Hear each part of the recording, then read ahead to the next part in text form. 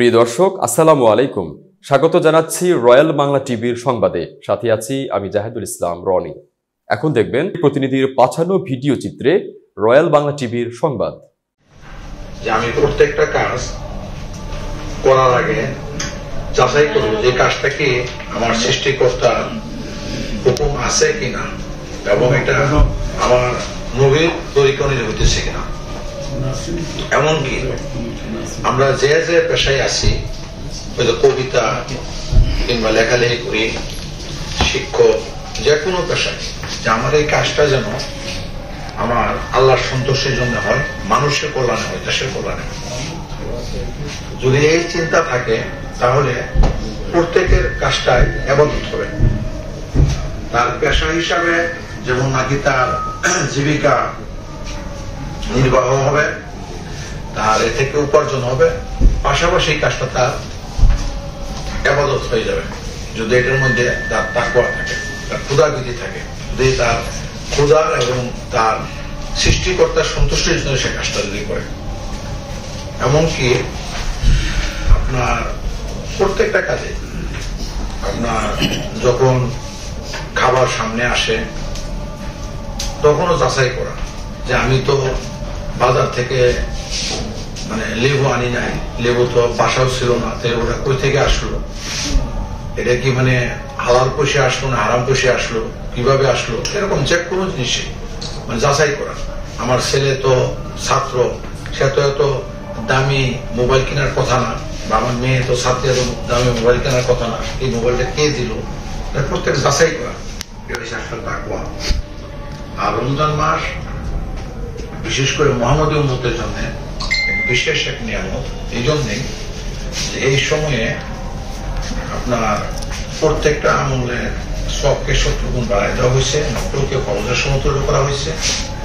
এমনকি আপনার অনবরত আল্লাহ পাক ঘোষণা করতে থাকে যে তোমাদের কার কি সমস্যা আছে বলো, সমস্যার সমাধান করে দেবো, কার কি প্রয়োজন আছে বলো, প্রয়োজন মিটাই দেবো। এমনকি অনবরত আল্লাহর রহমত ঘোষণা দিয়ে থাকে।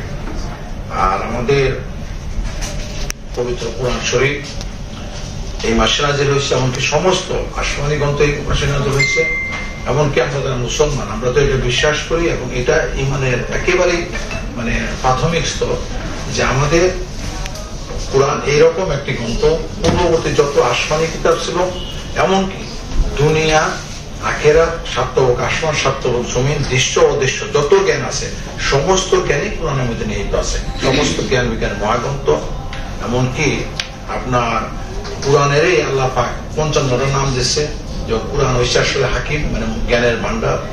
কোরআন হচ্ছে ফুরকান, সত্য মিথ্যার ন্যায়কারী, এরকম।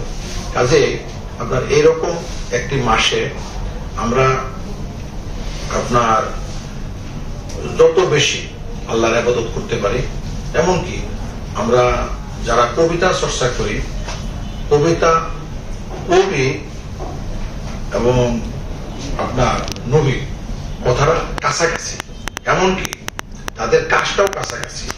প্রত্যেক নবী এবং রাসূল তাদের মধ্যে আল্লাহর ওহী ছিল, তাদের মধ্যে এরকম আসমানি কিতাব নাযিল হয়েছে।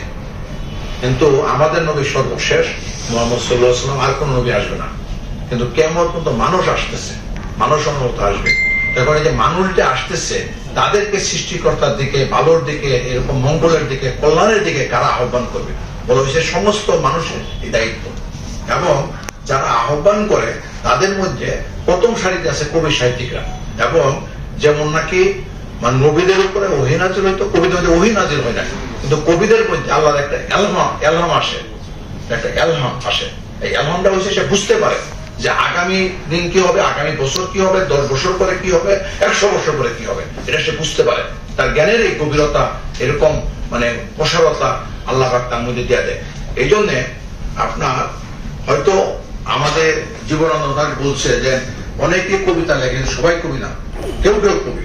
যে কবিতা লিখলে যার মধ্যে এরকম পরিশুদ্ধতা আছে এবং যে বুঝতে পারে, এরকম মানুষের ভিতরের গভীরতা যে বুঝতে পারে, সৃষ্টির গভীরতা যে বুঝতে পারে,